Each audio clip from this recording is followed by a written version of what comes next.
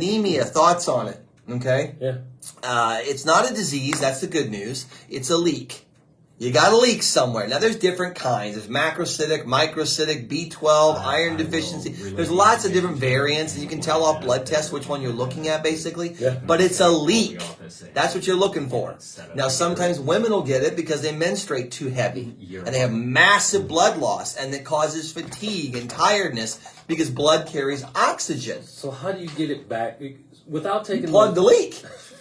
That's literally it. You plug the leak. So in a woman that's menstruating excessively, too hard, something of that nature, something's out of balance. But in between, what do you do for that? Because Explain many women have anemia, right? Yeah. And you can't Many take men those. do. You can't take those iron pills. That was the question. What do you do with the iron pills? Right. A lot of women are constipated already. Right. And you are not a woman, and you know that taking an iron pill makes you constipated. Right. Have you ever?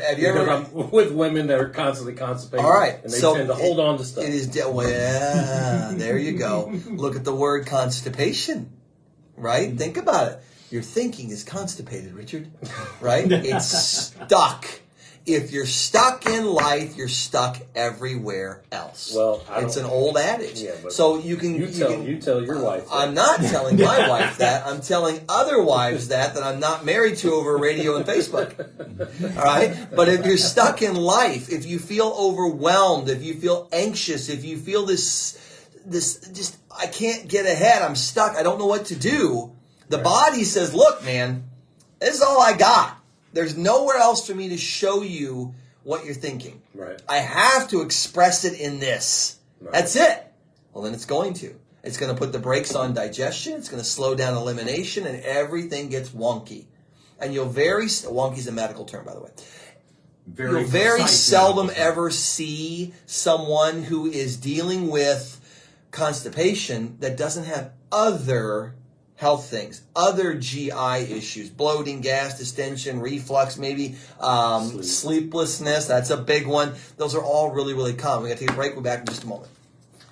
So swinging back to anemia. So back to anemia, then it's a leak, usually where? In the GI tract. It's almost always mouth to exit, and it's probably in the folds of the intestinal tract. Because they're like an accordion, right? That you pull apart, or a filter you see on an automobile that are all folded together real tight like that. And so when they scope and they look, I mean, unless it's a hole, they're not going to see it. Right? I've had patients come through. I had an older woman I saw when I first got into practice.